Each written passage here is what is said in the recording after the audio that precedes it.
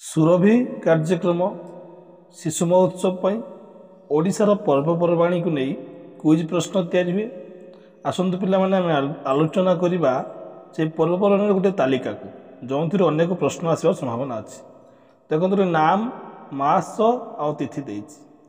ଦେଖନ୍ତୁ ପର୍ବ ଅଛି ଅକ୍ଷୟ ତୃତୀୟା ବୈଶାଖ ମାସ ଶୁକ୍ଳପକ୍ଷ ତୃତୀୟ ତିଥି, ଚନ୍ଦନ ଯାତ୍ରା ବୈଶାଖ ମାସ ଅକ୍ଷୟ ତୃତୀୟା ଠାରୁ 21 ଦିନ ପରେ, ନୀଳାଦ୍ରି ମହୋଦୟାଷ୍ଟମୀ ବୈଶାଖ ମାସ ଶୁକ୍ଳ ଅଷ୍ଟମୀ ତିଥି, ସୀତା ନବମୀ ବୈଶାଖ ମାସ ଶୁକ୍ଳ ନବମୀ ତିଥି, ନୃସିଂହ ଜନ୍ମ ବୈଶାଖ ମାସ ଶୁକ୍ଳ ଚତୁର୍ଦ୍ଦଶୀ, ଚନ୍ଦନ ପୂର୍ଣ୍ଣିମା ବୈଶାଖ ପୂର୍ଣ୍ଣିମା ତିଥି, ଭଉଁରୀ ଯାତ୍ରା ଜ୍ୟେଷ୍ଠ ମାସ କୃଷ୍ଣ ସପ୍ତମୀ, ଜଳକ୍ରୀଡ଼ା ଏକାଦଶୀ ଜ୍ୟେଷ୍ଠ କୃଷ୍ଣ ଏକାଦଶୀ, ସାବିତ୍ରୀ ବ୍ରତ ଜ୍ୟେଷ୍ଠ ମାସ ଅମାବାସ୍ୟା, ଶିବ ବିବାହ ଜ୍ୟେଷ୍ଠ ଶୁକ୍ଳ ପଞ୍ଚମୀ, ଶୀତଳ ଷଷ୍ଠୀ ସେହି ଜ୍ୟେଷ୍ଠ ମାସ ଷଷ୍ଠୀ ତିଥି, ରଜ ସଂକ୍ରାନ୍ତି ଜ୍ୟେଷ୍ଠ ମାସ ମିଥୁନ ମାସ ସଂକ୍ରାନ୍ତି, ଗଙ୍ଗା ଦଶହରା ଜ୍ୟେଷ୍ଠ ମାସ ଶୁକ୍ଳ ଦଶମୀ, ଜ୍ୟେଷ୍ଠ ପଞ୍ଚକ ବ୍ରତ ଜ୍ୟେଷ୍ଠ ମାସ ଶୁକ୍ଳ ଏକାଦଶୀ ଠାରୁ ପୂର୍ଣ୍ଣିମା 5 ଦିନ,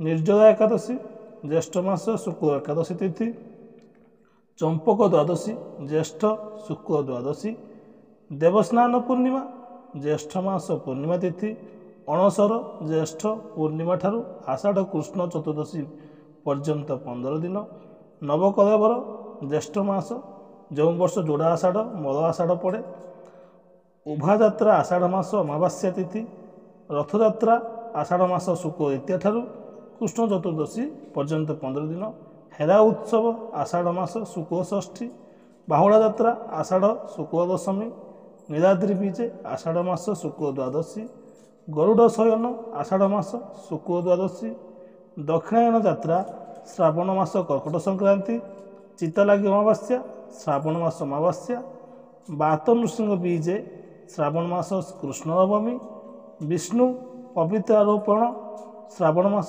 ଶୁକ୍ଳ ଦ୍ୱାଦଶୀ, ଝୁଲଣ ଯାତ୍ରା ଶ୍ରାବଣ ଶୁକ୍ଳ ଦ୍ୱାଦଶୀ ଠାରୁ ଭାଦ୍ରବ ପ୍ରତିପଦ ପର୍ଯ୍ୟନ୍ତ।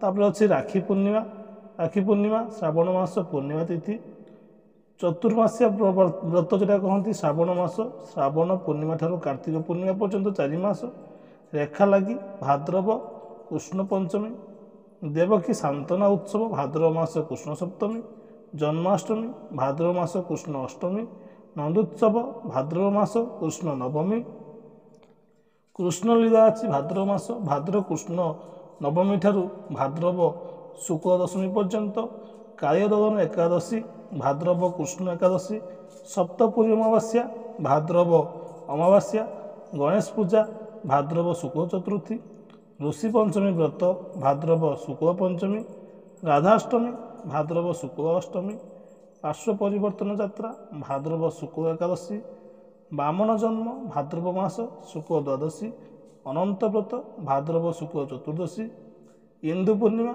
ଭାଦ୍ରବ ଆଉ ପୂର୍ଣ୍ଣିମା ତିଥି, ଦ୍ୱିତୀବାହନ ଓଷା ଆଶ୍ୱିନ ମାସ କୃଷ୍ଣ ଅଷ୍ଟମୀ, ଷୋଳ ପୂଜା ଆଶ୍ୱିନ କୃଷ୍ଣ ଅଷ୍ଟମୀ ଠାରୁ ଶୁକ୍ଳ ନବମୀ ପର୍ଯ୍ୟନ୍ତ 16 ଦିନ, ମହାଳୟା ଆଶ୍ୱିନ ମାସ ଅମାବାସ୍ୟା ତିଥି, ଦୁର୍ଗା ପୂଜା ଆଶ୍ୱିନ ମାସ ଆଶ୍ୱିନ ଶୁକ୍ଳ ସପ୍ତମୀ ଠାରୁ ନବମୀ ପର୍ଯ୍ୟନ୍ତ, ଦଶହରା ଆଶ୍ୱିନ ଶୁକ୍ଳ ଦଶମୀ, ଦ୍ୱିତୀୟ କ୍ରୀଡ଼ା ଆଶ୍ୱିନ ମାସ ପୂର୍ଣ୍ଣିମା ତିଥି, କାର୍ତ୍ତିକ ବ୍ରତ କାର୍ତ୍ତିକ କୃଷ୍ଣ ପ୍ରତିପଦ ଠାରୁ ପୂର୍ଣ୍ଣିମା ପର୍ଯ୍ୟନ୍ତ 1 ମାସ, ଦୀପାବଳି କାର୍ତ୍ତିକ କୃଷ୍ଣ ଚତୁର୍ଦ୍ଦଶୀ, ଅଁଳା ନବମୀ କାର୍ତ୍ତିକ କୃଷ୍ଣ ଚତୁର୍ଦ୍ଦଶୀ, ଦେବ ଉତ୍ଥାପନ ଯାତ୍ରା କାର୍ତ୍ତିକ ଶୁକ୍ଳ ଏକାଦଶୀ, ପଞ୍ଚକ କାର୍ତ୍ତିକ ଶୁକ୍ଳ ଏକାଦଶୀ ଠାରୁ ପୂର୍ଣ୍ଣିମା ପର୍ଯ୍ୟନ୍ତ 5 ଦିନ।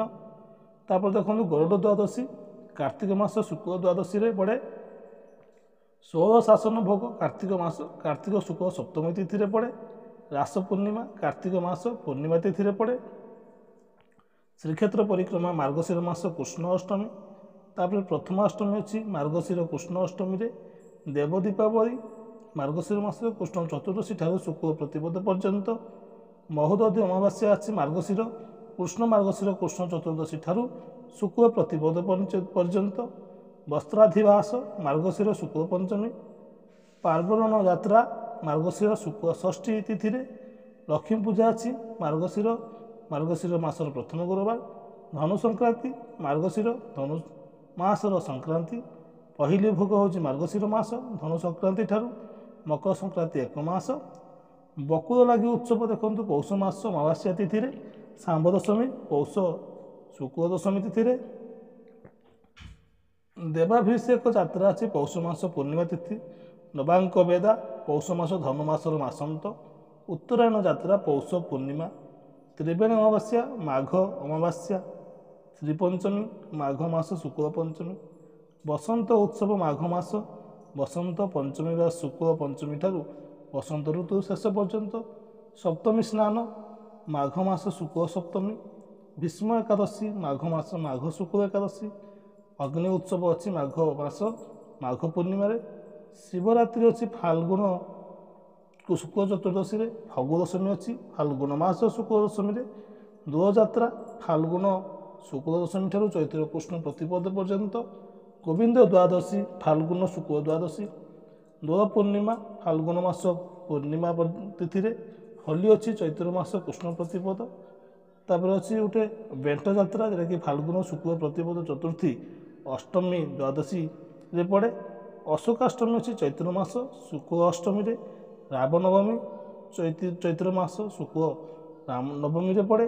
ରାମଲୀଳା ପଡ଼େ ଚୈତ୍ର ମାସ ଶୁକ୍ଳ ନବମୀ ଠାରୁ ବୈଶାଖ କୃଷ୍ଣ ଦ୍ୱିତୀୟା। ଦମନକ ଯାତ୍ରା ଚୈତ୍ର ମାସ ଶୁକ୍ଳ ଚତୁର୍ଥୀରେ ଅଛି।